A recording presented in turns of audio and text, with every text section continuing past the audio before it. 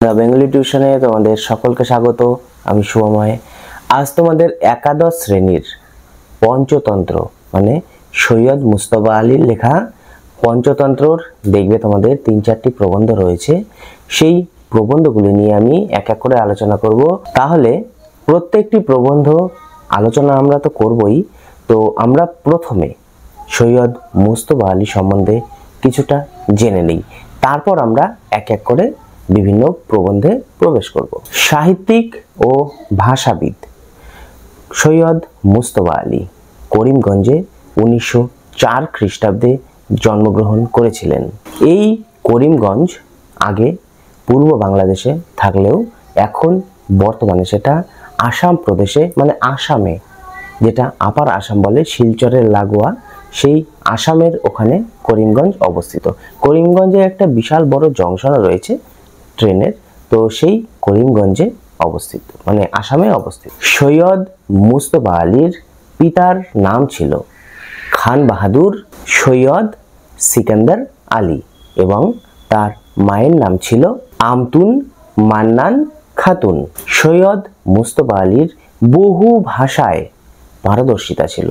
তিনি বাংলা এবং ইংরেজি ছাড়াও আরও বিভিন্ন ভাষা উর্দু, ফার্সি, ইংরেজি, আরবি, হিন্দি, মারাঠি, গুজরাটি এছাড়াও আরও 15টি ভাষা তিনি বলতে পারতেন।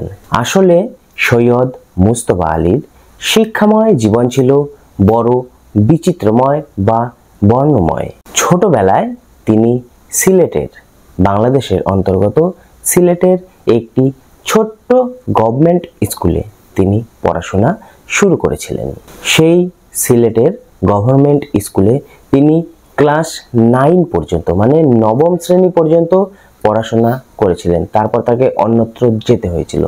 এর কারণ হচ্ছে তার বাবা একটি ট্রান্সফারেবল জব মানে যেখান থেকে সব সময় ট্রান্সফার হয়, যেই চাকরিতে বেশি দিন স্থায়িত্ব হয় না, সেরকম একটা চাকরি করতেন। তো সেই চাকরি করার সুবাদে তার বাবাকে বিভিন্ন জায়গায় যেতে হতো এবং তাকেও তার বাবার সাথে বিভিন্ন জায়গায় তাদের পরিবারকে শিফট হতে হতো। এই জন্য তাদের পড়াশোনায় মানে তার পড়াশোনায় বারবার ছেদ ঘটেছিল। তার প্রথম প্রবন্ধ দেশে বিদেশে দেশ পত্রিকায় ধারাবাহিকভাবে প্রকাশিত হয়েছিল। তার অনেকগুলি রম্য রচনা বিখ্যাত ছিল। এই রম্য রচনাগুলির মধ্যে উল্লেখযোগ্য হলো পঞ্চতন্ত্র, ধূপছায়া, ভবঘুরে ইত্যাদি। এছাড়াও এই সৈয়দ মুজতবা আলীর অন্যতম রচনা হিসাবে আমরা চাচা কাহিনীর নাম অনায়াসে বলতে পারি। তার অন্যান্য উপন্যাসগুলির মধ্যে উল্লেখযোগ্য হলো চতুরঙ্গ, টুনি মেম, বড়বাবু, হিটলার ইত্যাদি। তার বেশ কয়েকটি ছদ্মনাম আমরা লক্ষ্য করতে পারি। সেই ছদ্মনামগুলি হলো রায় পিথৌরা, টেকচাঁদ, সত্যপীর ইত্যাদি। 1949 খ্রিস্টাব্দে তিনি দিল্লি বিশ্ববিদ্যালয় থেকে নরসিংহ দাস পুরস্কার তিনি পেয়েছিলেন। এছাড়াও বহু গুণের অধিকারী সৈয়দ মুজতবা আলী আনন্দ পুরস্কারও পেয়েছিলেন। আর এই সৈয়দ মুজতবা আলীর মৃত্যু বা তার পরলোক গমন হয়েছিল 1974 খ্রিস্টাব্দের 11ই ফেব্রুয়ারি। প্রথমেই তোমাদের বলে রাখি, আমাদের আলোচ্য মানে আমাদের বইয়ে যে আছে পঞ্চতন্ত্র, এই পঞ্চতন্ত্র হলো একটি রম্য রচনা। রম্য রচনা বলতে সেই ধরনের রচনাকে বলা হয় যেগুলি হালকা বৈঠকি চালে, ঘরোয়া মেজাজে, অল্প হাস্যরসাত্মক, কল্পনাযুক্ত গদ্য রচনা। পঞ্চতন্ত্র যেমন একটি রম্য রচনা, তেমনি অন্যান্য রম্য রচনার মধ্যে আমরা বলতে পারি হুতুম প্যাঁচার নকশা, বীরবলের হালখাতা, সুনন্দর জার্নাল ইত্যাদিও রম্য রচনার মধ্যে পড়ে। সৈয়দ মুজতবা আলী তার এই পঞ্চতন্ত্র লেখার মধ্যে জীবন সত্যকেই ফুটিয়ে তুলেছেন। এবার আমরা পঞ্চতন্ত্রের যে তোমাদের সিলেবাসের অন্তর্ভুক্ত প্রবন্ধগুলি আছে সেই প্রবন্ধ নিয়ে আলোচনা করব। আজ তোমাদের আড্ডা সৈয়দ মুজতবা আলীর লেখা যে আড্ডা প্রবন্ধটি রয়েছে, সেই আড্ডা প্রবন্ধটি নিয়ে আজ তোমাদের সাথে আলোচনা করব। আড্ডা যে রচনাটি আমাদের পাঠ্যপুস্তকে রয়েছে, সেই আড্ডা রচনাটিতে সৈয়দ মুজতবা আলী কোনো চণ্ডী মণ্ডপের বা কোনো জমিদারির বৈঠকখানার আড্ডা নিয়ে কথা বলেননি। তিনি এখানে আড্ডা বলতে বুঝিয়েছেন মিশরের নীল নদের তীরে যে নীলনদ ক্যাফে রয়েছে, সেই ক্যাফেতে বসে নানা জাতির নানা ভাষার লোকেরা যে আড্ডা মারে, সেই আড্ডার কথা তিনি এই প্রবন্ধে তুলে ধরেছেন। আড্ডা নিয়ে দেখা যায় যে বাংলা ভাষায় এই আড্ডা নিয়ে ইদানিংকালে প্রচুর লেখালেখি বা রচনা লেখা শুরু হয়েছে। ইদানিং তো ইংরেজিতেও এই আড্ডাকে রচনা করে, মানে আড্ডাকে নিয়ে প্রচুর রচনা লেখা বা আড্ডাকে নিয়ে প্রচুর প্রবন্ধ লেখাও ইংরেজিতে শুরু হয়েছে। এই যে আড্ডা বিষয়টি নিয়ে লেখালেখি শুরু হয়েছে, তা নিয়ে সৈয়দ মুজতবা আলী ভীষণ খুশি হয়েছেন, কিন্তু তার একটি জায়গায় ভীষণ আপত্তি রয়েছে। আমাদের সচরাচর আশেপাশের যে বিভিন্ন লোকজন দেখা যায়, মানে বাঙালি জাতিরা, তারা বিশ্বাস করতেই চায় না যে বাঙালি বাদে আর কোনো জনজাতি আড্ডা দিতে পারে। দেখো, কথাটি যে একেবারে ভুল তা নয়, কিন্তু কথাটি একেবারে সত্যিও নয়। তিনি একটি উদাহরণ দিয়েছেন, উদাহরণ দিয়ে আমাদের বুঝিয়ে দিয়েছেন। উদাহরণটি কি, চলো দেখি। সিন্ধু নদ থেকে যে ইলিশ মাছ, মানে ইলিশ মাছ তো সবাই চেনো, আমি ইলিশ বললাম, সেটা বিভিন্ন জায়গায় বিভিন্ন নাম। তো যাই হোক, সিন্ধু নদ থেকে যে ইলিশ মাছ ধরা হয় তাকে বলা হয় পাল্লা। নর্মদার পাশে যখন এই মাছকে ধরা হয় তখন তার নাম সেখানে হয়ে যায় মাদার। আর গঙ্গা, পদ্মা এগুলি থেকে সেই মাছকে যখন ধরা হয় তখন তার নাম হয়ে যায় ইলশা বা হিলসা। দেখো, ইলিশ মাছের বিভিন্ন জায়গায় যেমন বিভিন্ন নাম রয়েছে, তেমনি ইলিশ মাছের রান্না করার বিভিন্ন জায়গায় বিভিন্ন রকম স্বাদও রয়েছে। বাঙালিরা যে সর্ষে ইলিশ রান্না করে, সিন্ধি উপজাতির লোকেরা সেই সর্ষে ইলিশ একেবারেই পছন্দ করে না। আবার সিন্ধিদের রান্না করা সেই ইলিশ মাছ ভরচেরা পছন্দ একেবারেই করে না। জায়গা ভেদে এক একজনের পছন্দ এক এক রকম হয়ে থাকে, আর সেই জন্য ইলিশ মাছ কোন রান্নাতে ভালো সেটা নিরপেক্ষভাবে বিচার করা সম্ভব নয়, কারণ এখানে ওই পদের ভালো, এখানে ওই পদের ভালো। এবার তুমি যে জাতি হবে, তোমার অবভিয়াসলি সেটাই ভালো লাগবে, তো নিরপেক্ষভাবে বিচার করা সম্ভব নয়। এই আড্ডাও হলো ইলিশ মাছের মতো, বিভিন্ন জায়গায় বিভিন্ন জনজাতি বিভিন্নভাবে আড্ডা মারে। এই আড্ডার রসবস্তু বা বিষয়বস্তু যে সেম হবে বিভিন্ন জায়গায়, সেটা কিন্তু আমরা বলতে পারি না। তাই কায়রোর যে জনজাতিরা রয়েছে বা কায়রোর যে লোকজন রয়েছে, তারা দাবি করে থাকেন বা বলে থাকেন একমাত্র তারাই হলেন আড্ডাবাজ।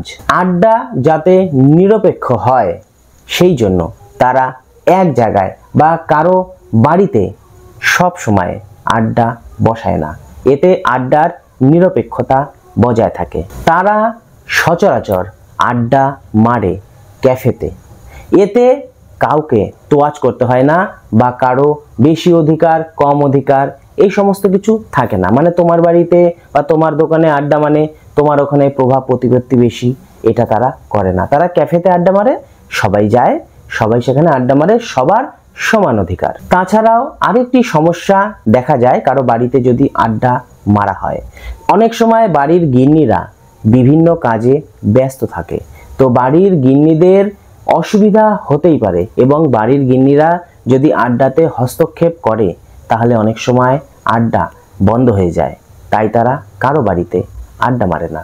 এজন্য কায়রোবাসীরা সবসময় ক্যাফেকে আড্ডার জায়গা হিসাবে বেছে নেয়। দেখো, শতকরা 90% লোক কায়রোর তারা আড্ডাবাজ, এবং তার 10 আনা পরিমাণ ব্যক্তি আড্ডা মারতে গিয়েই জীবনের অর্ধেকটা সময় ক্যাফেতে কাটিয়ে দেয়। লেখকদের মানে আমাদের যে প্রাবন্ধিক আড্ডা মারত, সেই প্রাবন্ধিকদের আড্ডা বসতো ক্যাফে দ্য নীল বা নীলনদ ক্যাফে নামক একটি জায়গায়। সেখানে আড্ডা মারতে গিয়ে যারা কফি খায়, সেই কফি মানে এক পেয়ালা কফির দাম 6 পয়সা।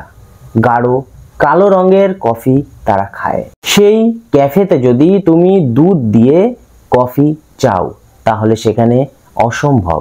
তারা যেহেতু কালো কফি খায় তাই সেখানে দুধ কফির কোনো ব্যবস্থা থাকে না। হয়তো প্রথম প্রথম তোমার একটু অসুবিধা হতে পারে, কিন্তু ঘাবড়ানোর কোনো কারণ নেই।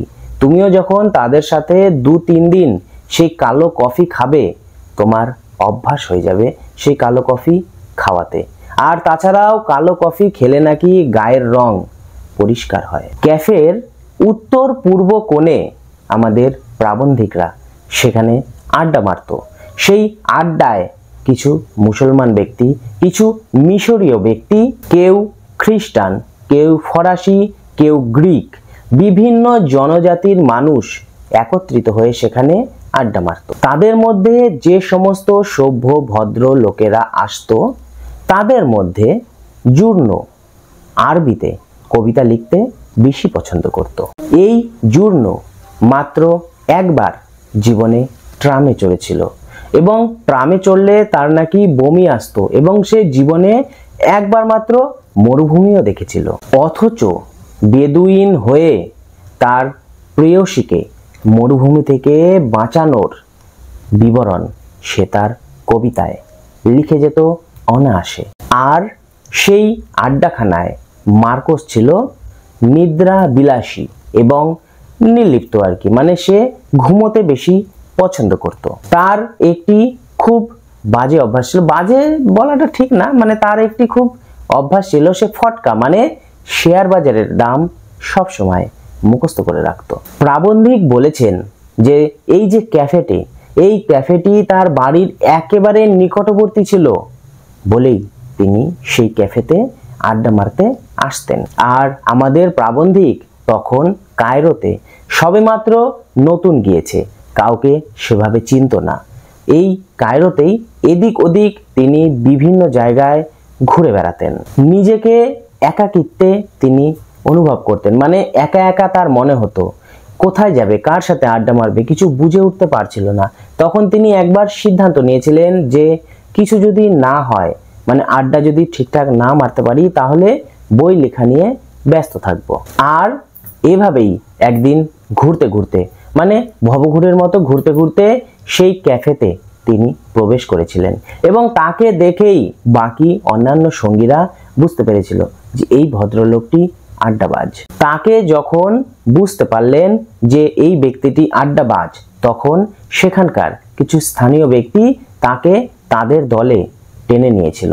সেই যে মধুর ক্ষণ, মানে অন্যদের সাথে মিলিত হওয়ার ক্ষণ, সেই ক্ষণটি প্রাবন্ধিকের খুব মনে পড়ে।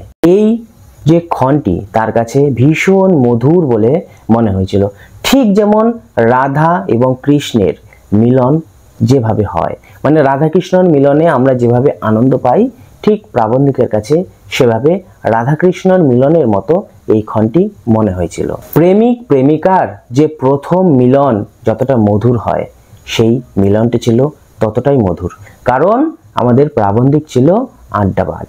আর লেখক যে আড্ডাবাজ সেটি সেই ব্যক্তিরা বুঝতে পেরেছিল।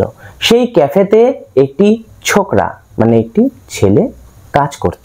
লেখক যে ছন্নছাড়া ভাবে এদিক ওদিক ঘুরে বেড়াতেন, অনেকদিন ধরেই সেই ছোকরাটি সেটি ফলো করেছিল, মানে সেটি নজরে রেখেছিল।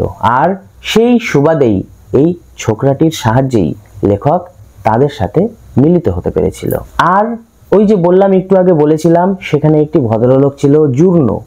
লেখক যখন সেখানে গিয়ে আরবি বলতে শুরু করেছিল, তখন সেই জুর্নো লেখকের আরবি বলা ভীষণ পছন্দ করেছিলেন। আর এ থেকে লেখক বুঝতে পেরেছিলেন যে তারা, মানে যারা সেখানে আড্ডা মারত, তারা বিশেষত জুর্নো ছিল বড় মনের মানুষ। কারণ কায়রোতে লেখক মাত্র 13 দিন হলো এসেছেন, সেভাবে কাউকে চিনতও না। তিনি আরবি বলতে সেভাবে সড়গড় ছিলেন না, এই সামান্য একটু অভ্যাস ছিল আর কি। আর তার এরকম ব্যাকরণ ছাড়াই আরবি বলা যদি কেউ মানে বাহবা দিয়ে থাকে তাহলে বলতে হবে সেটি তার বড় মনের পরিচয়। কারণ তারা মিথ্যে কথা বলেও মানুষের মন জয় করার ক্ষমতা রাখে। মানে আরবি অতটা ভালো হয়নি, তবুও মিথ্যে কথা বলছিল যে খুব ভালো পারো, মানে তাকে মন রাখার জন্য বলেছিল। আর এটিতে তার বড় মনের পরিচয় পেয়েছিলেন আমাদের প্রাবন্ধিক। লেখক আবারও বলেছিলেন যে আড্ডা তো কোনো পার্লামেন্ট নয়, কোনো বিধানসভা, রাজ্যসভা ইত্যাদি তো নয় যে কথার পিঠে কথা কাউকে বলতেই হবে। আড্ডাতে কোনো বাধা ধরা নিয়ম থাকে না।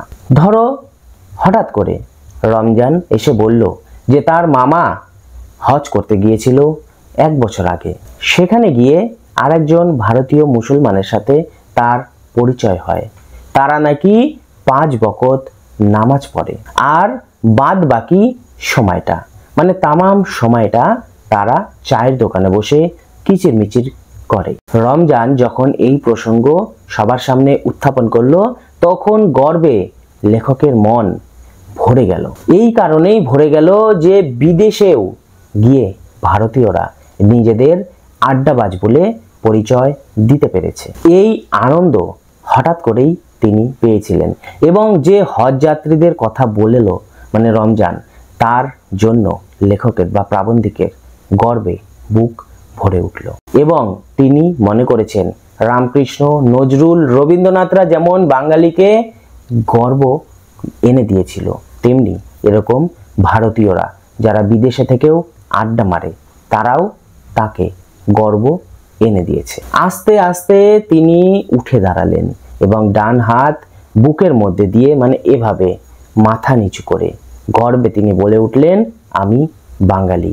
লেখকরা বা প্রাবন্ধিকরা যেখানে আড্ডা দিতেন সেখানে মার্কোসকে মানে সেখানে একজন লোক ছিল মার্কোস, সেই মার্কোসকে লেখক প্রথমে রাশভারী বা গম্ভীর বলে মনে করেছিলেন, কিন্তু দেখা যায় পরে সেই ব্যক্তি অনেক আমোদে লোক। তারা যে ক্যাফেতে বসে আড্ডা দিত সেই ক্যাফেতে আড়ালে যে নেশার দ্রব্য পর্যন্ত বিক্রি হয় সেই খবরটা তার জানা। এমনকি ম্যানেজার সাহেব মানে ক্যাফের যে ম্যানেজার রয়েছে সেই ম্যানেজার সাহেবের সঙ্গেও তার বেশ ভালো রকম পরিচয় রয়েছে। প্রাবন্ধিক তো একথা শুনে রীতিমতো ভয় পেয়ে গিয়েছে। প্রাবন্ধিক তাকে বলল, দেখো এই দোকানে তো মদ বিক্রি করার লাইসেন্স নেই, তাহলে কিভাবে এই নেশা জাতীয় দ্রব্যগুলো তারা বিক্রি করছে? তখন মার্কোস বলেছিল যে এই যে তুমি এই ক্যাফে দেখতে পাচ্ছ, এই ক্যাফের ভেতরে এখানটাতে কোনো সেভাবে বিক্রি হয় না, কিন্তু ওই যে ড্রয়িং রুমটা দেখতে পাচ্ছ না, সেই ড্রয়িং রুমের ওদিকে বিক্রি হয়। মার্কোস তাকে জানায় যে এই যে ক্যাফে, এই ক্যাফেতে হিরোইন, কোকেন ইত্যাদি বিভিন্ন জিনিসও পাওয়া যায়, এমনকি তামাকও পাওয়া যায়। প্রাবন্ধিক তো শুনে অবাক, কি কায়রোতে তামাক? যাই হোক, বলা অবধি তো সার হওয়াটা উচিত নয়। তখন সে শ্যাম্পেন চাইলো এবং শ্যাম্পেনের সঙ্গে তামাক চাইলো। তখন সেই জিনিসগুলো যখন এলো তখন প্রাবন্ধিক দেখতে পেল এখানকার যে হুকোটা, সেই হুকোটা আমাদের ভারতীয় মতো অত সুন্দর দেখতে নয়, তবে হুকোর যে ছিলাটা রয়েছে সেই ছিলাটা বেশ বড়।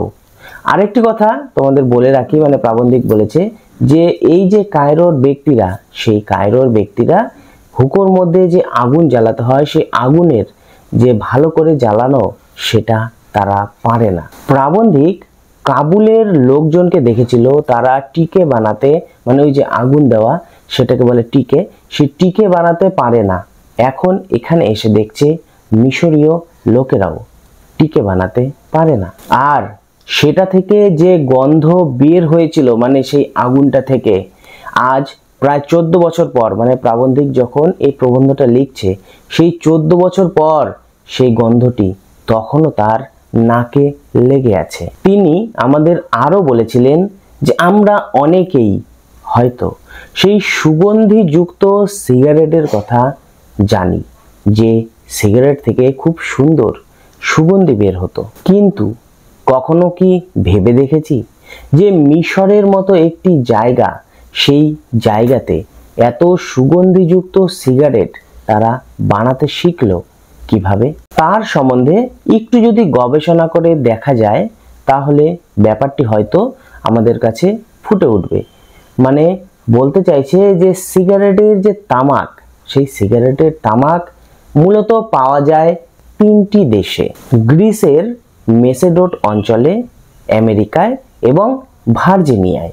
মানে এই 3টি জায়গায় সিগারেটের তামাক পাওয়া যায়। তুর্কিদের আধিপত্য থাকা গ্রিস থেকে ইস্তানবুল ঘুরে যে তামাক মিশরে আসতো, সেই তামাকের মধ্যে সুগন্ধি মিশিয়ে মিশরীয়রা সুগন্ধিযুক্ত সিগারেট তৈরি করত। প্রাবন্ধিক এটাও বলেছেন, তামাক ভর্তি জাহাজে যদি অন্য কোনো মশলা আনা হয় বা অন্য কোনো মশলা যদি সেই জাহাজে তোলা হয় তাহলে সেই তামাক নষ্ট হয়ে যাওয়ার সম্ভাবনা থাকে। তাই তামাক ভর্তি জাহাজে অন্য কোনো মশলা তোলা হয় না। তামাকের যে মশলাগুলো, সেই মশলাগুলো চায়ের পাতার মতো সংবেদনশীল। তোমরা একটা জিনিস লক্ষ্য করবে, যদি সামান্য একটু ইউক্যালিপটাসের তেল এই সিগারেটের তামাকের মধ্যে দিয়ে দেওয়া হয় তাহলে একটা ছোট্ট শিশু থেকে শুরু করে যে কোনোদিন সিগারেট খায়ও না, সে ভস ভস করে সিগারেট খেতে থাকবে, কারণ তার মধ্যে তামাকের যে ঝাঁঝটা, সেই ঝাঁঝটা নষ্ট হয়ে যায়। তাই চট করে তামাকের সাথে কোনো জিনিস মেশানোর দুঃসাহস কেউ করবে না, কারণ জানে তামাক চট করে খারাপ হয়ে যায় বা অন্য একটা জিনিসে পরিণত হয়ে যায়। আর মিশরীয়রা যে কিভাবে এই তামাকের সাথে সুগন্ধি মেশাতো, সে রহস্য আজও কেউ ভেদ করতে পারেনি। অনেকে ইচ্ছে করলে অ্যাটম বোম বানানোর কৌশল রপ্ত করতে পারবে, কিন্তু এই সুগন্ধিযুক্ত তামাক বানানোর কৌশল অসম্ভব, সে রপ্ত করতেই পারবে না। আমরা হয়তো অনেকেই অজন্তার গুহা চিত্রে যে রঙগুলো রয়েছে, মানে ছবি আঁকা রয়েছে, সেই ছবি আঁকা দেখেছি। আসলে সেই ছবির রঙগুলি বিভিন্ন আলাদা আলাদা রং দিয়ে, মানে বিভিন্ন কালার মেশানো থাকে সেগুলিতে, সেটি সচরাচর রঙের ছিল না। পাঠান যুগে আমরা পাথরের সাথে পাথর জোড়া লাগানোর জন্য যে আঠা ব্যবহৃত হতো, সেই আঠা তারা কোথা থেকে জোগাড় করেছিল বা সেই আঠা কোথায় এখন পাওয়া যায়, সেই রহস্য আজও কেউ ভেদ করতে পারেনি। প্রাচীনকালের মানুষ যে সমস্ত রসায়নবিদ্যার তত্ত্ব শিখে নিয়েছিল তা আজও সবার অজানা। তবে মিশরীয়রাও এ ব্যাপারে কিন্তু পিছিয়ে ছিল না। তোমরা সবাই জানো মিশর দেশে পিরামিড লক্ষ্য করা যায় আর মমি লক্ষ্য করা যায়। তো সেই মমির ভেতরে যে মৃতদেহ রাখা হয়, সেই মৃতদেহ যাতে না পচে তার জন্য তারা ঔষধ ব্যবহার করে, এবং সেই ঔষধ তারা কি ব্যবহার করে সেটা কিন্তু আজও অজানা। তবে মিশরীয়রা যে প্রথাটা শুরু করে গিয়েছিল, সেই প্রথা মানে মমির ভিতরে যে যাতে না পচে সেভাবে রক্ষা করা, সেটা অবহেলায় অন্যান্য যারা নতুন মিশরীয় তারা কিন্তু নষ্ট করে ফেলেছিল সেই তত্ত্বগুলো।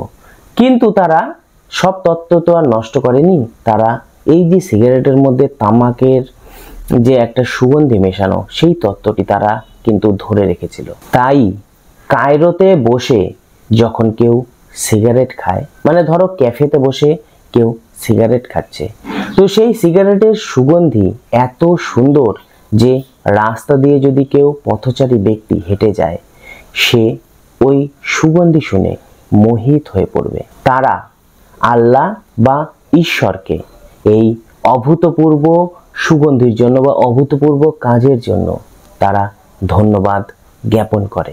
আমরা এটাও জানি পৃথিবীর সমস্ত জায়গার কিছু কিছু মানুষের কিছু কিছু জিনিস রয়েছে যেগুলিতে তারা পারদর্শী, মানে বিশেষত্ব জায়গা ভেদে প্রত্যেকটি মানুষের কিছু না কিছু রয়েছে। এই বিশেষত্বটি অন্যান্য মানুষের থেকে তাকে আলাদা করে রাখে।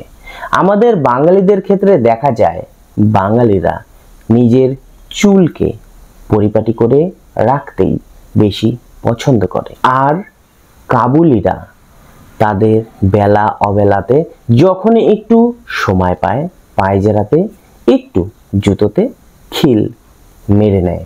ইংরেজদের ক্ষেত্রে বলা চলে ইংরেজরা যখনই নিজের সামনে কোনো আয়না দেখতে পায় তখনই তাদের টাইটা, মানে কোটের সাথে যে টাই রয়েছে সেই টাইটা ঠিক মধ্যেখানে আছে কিনা সেটা ঠিক করে নেয়, এবং যদি না থাকে সেই টাইটাকে মাঝখানে তারা নিয়ে আসে। তেমনি মিশরীয়দের ক্ষেত্রে লক্ষ্য করা যায় মিশরীয়রা নিজেদের জুতোকে সবসময় পালিশ করে রাখতে বেশি পছন্দ করে, আর তাদের জীবনযাত্রা মূলত ক্যাফেকে ঘিরেই অতিবাহিত হয়, মানে তারা ক্যাফেতে যেতে বেশি পছন্দ করে। অনেকের ক্ষেত্রে দেখা যায় মানে কেউ কেউ তাদের প্রেমিকার সাথে দেখা করার জন্য বা প্রেমিকাকে খবর পৌঁছানোর জন্য ক্যাফের ঠিকানা বা ক্যাফের ফোন নাম্বার পর্যন্ত ব্যবহার করে।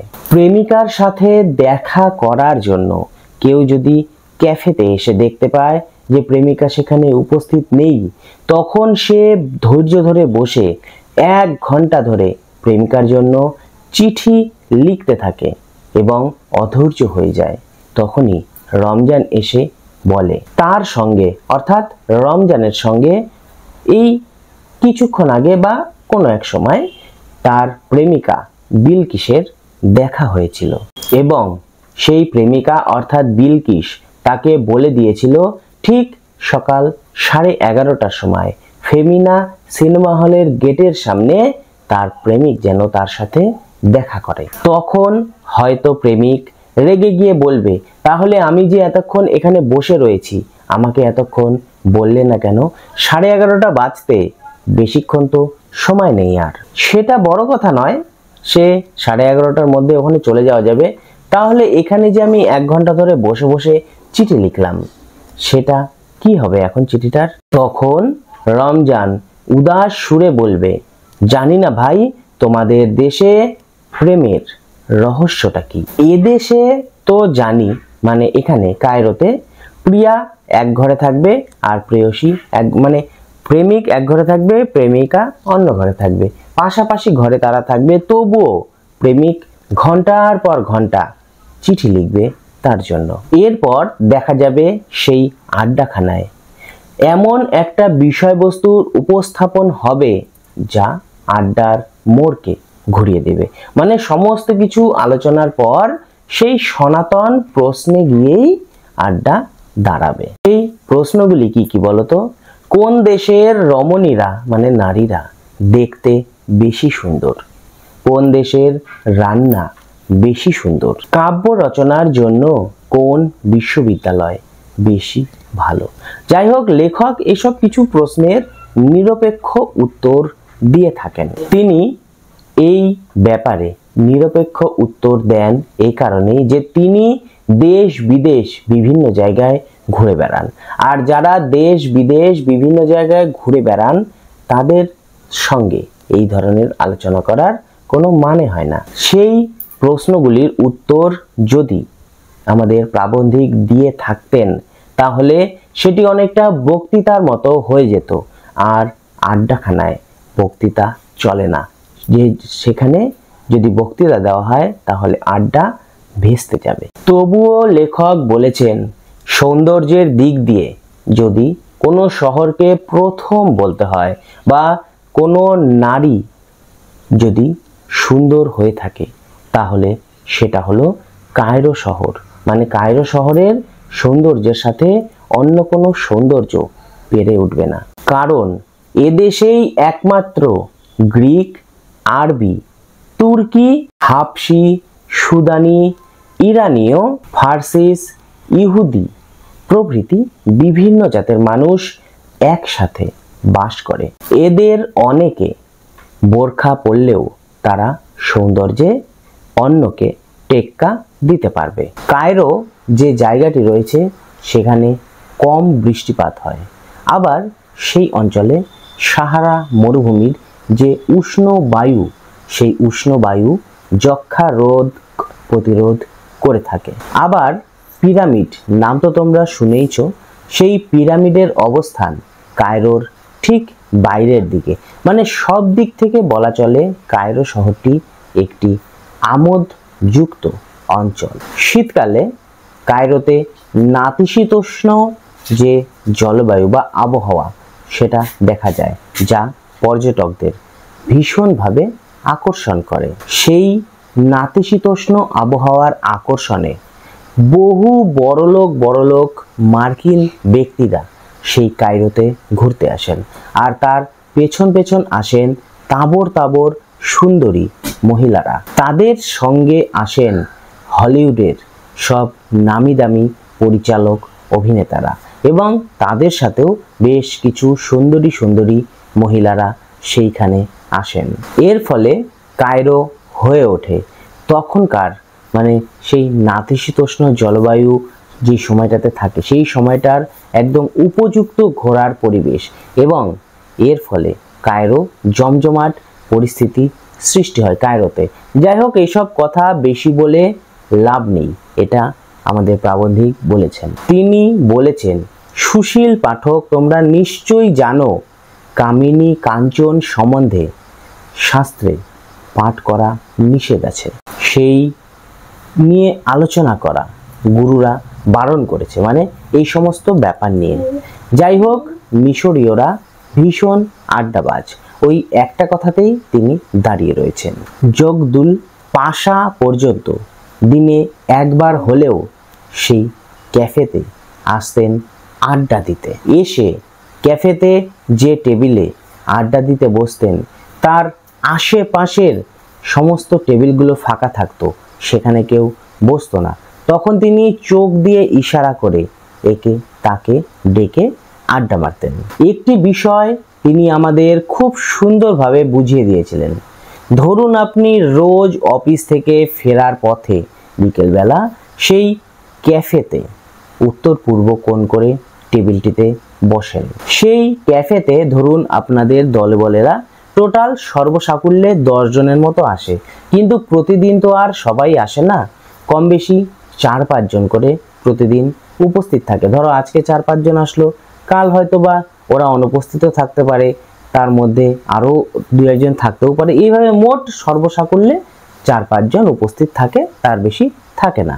এছাড়াও আপনি মনে করুন সেই ক্যাফে ছাড়াও সেমিরামিস ক্যাফেতে সপ্তাহে 1 বা 2 দিন আড্ডা মারতে যান। সেই ক্যাফেতে গিয়ে আপনি দক্ষিণ পশ্চিম কোণ ঘেঁষে একটি টেবিল রয়েছে, সেই টেবিলে বসেন।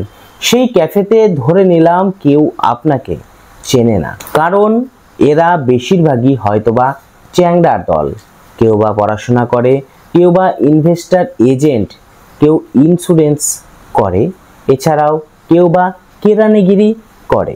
এদের আলোচনার বিষয়বস্তু থাকে মূলত রাজনীতি, কিংবা কোন পাশার বউ কোন মিনিস্টারের সাথে পরকীয়া করে সেই ব্যাপারটি, কোন প্রকাশক 1000-এর নাম করে 3000 প্রিন্ট করে অনেক টাকা কামিয়ে নিয়েছেন সেই ব্যাপারটি। এই যে আড্ডার ছেলেপেলেরা সবাই আড্ডাবাজ, সব কিছুর সলিউশন মানে সব কিছুর মীমাংসা তাদের কাছে রয়েছে। অর্থাৎ বলতে চাইছি, যে কোনো সমস্যার সমাধান তাদের কাছে আসলেই খুঁজে বের করা সম্ভব হয়। আপনি এদের থেকে 10 বছরের বড় বলে আপনাকে এরা একটু সমীহ করবে, কিন্তু আবার আপনি থাকাকালীনই লুকিয়ে চুরিয়ে সিগারেটটি খেতে কিন্তু ভুলবে না। আসলে আপনি বিদেশি বলেই এ আড্ডায় ছিটকে চলে এসেছেন। তবে এদের যত মুখে বড় বড় কথা সব এই আড্ডাতেই। এদেরকে যদি অন্য আড্ডায় নিয়ে যাওয়া হয় তাহলে এরা সেখানে গিয়ে চুপ করে বসে থাকে, কোনো কথা বলে না। আবার মনে করুন আপনি মাসে 1 দিন বা 2 দিন শহর থেকে মাইল 3 দূরে একটি ক্যাফেতে আড্ডা মারতে যান। আপনার এক বন্ধু সেই ক্যাফেরই উপরতলায় ভাড়া থাকেন এবং সেই ক্যাফেটি খুব মনোরম পরিবেশে অবস্থিত, তার পাশ দিয়েই নীলনদ বয়ে চলেছে। আপনার এই বন্ধুই আপনাকে সেই ক্যাফেতে নিয়ে গিয়ে সেই ক্যাফের সঙ্গে আপনাকে পরিচয় করিয়ে দিয়েছে। তাই আপনি মাসে 1 বার বা 2 বার যখনই সেই ক্যাফেতে যাবেন, গিয়েই প্রথমে আপনি আপনার সেই বন্ধুকে খুঁজবেন। কিন্তু আপনার বন্ধু সেখানে অনুপস্থিত, অর্থাৎ তিনি সেখানে না থাকায় তখন বাধ্য হয়ে উপরতলায় তার ফ্ল্যাটে যাবেন তাকে খুঁজতে, কিন্তু উপরে গিয়েও কোনো লাভ নেই। ক্যাফেটিতে বাকি যারা যারা বসে থাকবে তারা আপনাকে খুব আপ্যায়ন করবে, যেন মনে হবে আপনি তাদের পুরনো হারিয়ে যাওয়া ভাই। কারণ আপনি সেই ক্যাফেটিতে কালে ভদ্রে 1-8 বার আসেন মাত্র। আর যারা আপনাকে আপ্যায়ন করে সেখানে ডাকবে, তাদের দীর্ঘদিন ধরে পচে যাওয়া আলোচনাগুলি, যেগুলো তারা কেটে ছেটে বাদ দিয়ে দিয়েছে, এখন আর কোনো আলোচনাই করে না সেই ব্যাপারটি নিয়ে, সেই পুরনো ইতিহাস তারা ঘেঁটে বার করবে এবং আপনার কাছে তার রায় চাইবে। আপনি সেই বিষয়বস্তু সম্বন্ধে যেই রায় দেন না কেন, আপনার কিন্তু নিস্তার নেই। কারণ তারা আপনাকে মনে করে আপনি গাধার দেশের লোক। আপনি যতবারই তাদের বোঝানোর চেষ্টা করবেন যে আমার সাথে গান্ধী পরিবারের কোনো যোগাযোগ নেই, তবুও তারা কিছুতেই বিশ্বাস করবে না। তারা ঘন্টার পর ঘন্টা এই বিষয় নিয়েই তর্ক বিতর্ক করতে থাকবে। আপনি কোনোভাবেই কোনো কথা বলেই সেখান থেকে উঠে আসতে পারবেন না। আপনি নির্ঘাত শেষ বাসটি, মানে বাড়ি ফেরার শেষ বাসটি মিস করবেন। বাধ্য হয়ে আপনাকে বন্ধুর সেই ফ্ল্যাটেই রাত কাটাতে হবে। সেই রাত্রে বন্ধুর ফ্ল্যাটে ঘুমিয়ে সকালবেলা আপনি বাস ধরে বাড়ি ফিরবেন। দেখো, এই আড্ডা নামক যে প্রবন্ধটি ছিল বিশাল বড়। যাই হোক, আমি শর্টকাটে যতটা সম্ভব একটু ছোট করেই তোমাদের সাথে আলোচনা করলাম। আজ তাহলে এটুকুই। পরবর্তী ভিডিও আমরা সাহিত্যের ইতিহাস নিয়ে আলোচনা করব।